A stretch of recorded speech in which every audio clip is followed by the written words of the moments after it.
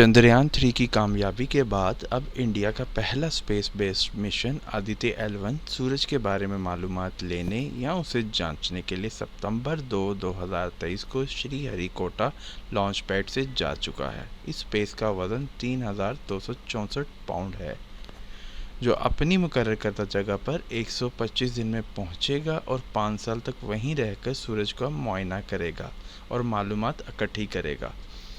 वो सवाल जो सबसे पहले ज़हन में आता है, क्या आदित्य L1 सूरज पर लैंड करेगा? तो इसका जवाब है नहीं, क्योंकि सूरज के गर्म तरीन टेम्परेचर की बदौलत आदित्य L1 सूरज पर लैंड नहीं कर सकेगा, बल्कि ये सूरज और ज़मीन के ऑर्बिट सिस्टम में रहेगा। ये हेलो ऑर्बिट स्पेसक्राफ्ट जो लैग्रांज पॉइंट L1 में रहेगा, जो सूरज से दूर और ज़मीन के करीब होगा, जिसका फासला ज़मीन से तकरीबन 15 लाख किलोमीटर है। अब ये स्पेसक्राफ्ट काम कैसा करेगा?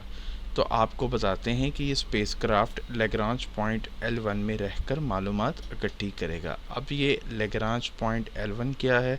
ये पॉइंट्स खला में मखसूस मकामात हैं जहां सूरज और ज़मीन जैसे दो जिस्मानी निज़ाम की कशिश नकल की क़ुव्वतें बुलंद पुरकशिश के इलाके पैदा करती हैं। आसान अल्फाज में इन पॉइंट्स के ज़रिए ऐसी क़ुव्वतें खला में पैदा की जाती हैं जिनको खलाई जहाज़ों को अपनी पोजीशन बरकरार रखने के लिए दरकार ईंधन की मिकदार को कम करने के लिए इस्तेमाल किया जाता है। आदित्य L1 किस चीज़ का जायज़ा लेगा?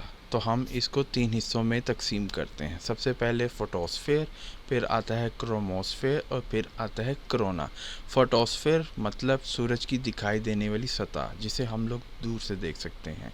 फिर उसके बाद आता है क्रोमोस्फेयर, ये फोटोस्फेयर के ऊपर एक फासिद तह होती है। फिर उसके बाद आता है कोरोना, सूरज का बाहरी माहौल।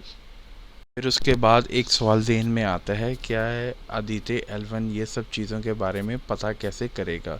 तो आइए इसके बारे में भी बात करते हैं। दरअसल ये खलाई जहाज़ यानी स्पेस क्राफ्ट मकनातीसी ज़र्रे और मकनातीसी फील्ड डिटेक्टर के इस्तेमाल करते हुए फोटोस्फेयर, क्रोमोस्फेयर और कोरोना का मुशाहिदा करने के लिए 7 पेलोड्स उठाता है।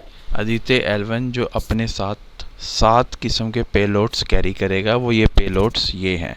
नंबर 1 पे आता है विजिबल एमिशन लाइन, जिसमें कोरोना की इमेजिंग और स्पेक्ट्रोस्कोपी शामिल है। दूसरे नंबर पे आता है solar ultraviolet imaging telescope, इसमें फोटोस्फेयर और क्रोमोस्फेयर की इमेजिंग शामिल है। तीसरे नंबर पे आता है solar low energy X-ray spectrometer, इसमें सॉफ्ट एक्सरे शामिल है। फिर चौथे नंबर पे आता है high energy L1 orbiting X-ray, इसमें हार्ड एक्सरे शामिल है।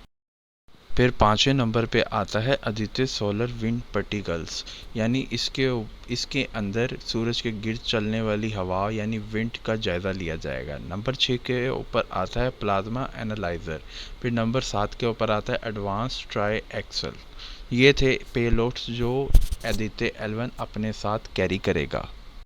फिर उसके बाद हम लोग बात करते हैं आदित्य L1 के मकासद का, जिसके लिए इस आदित्य L1 स्पेस क्राफ्ट को स्पेस में भेजा गया।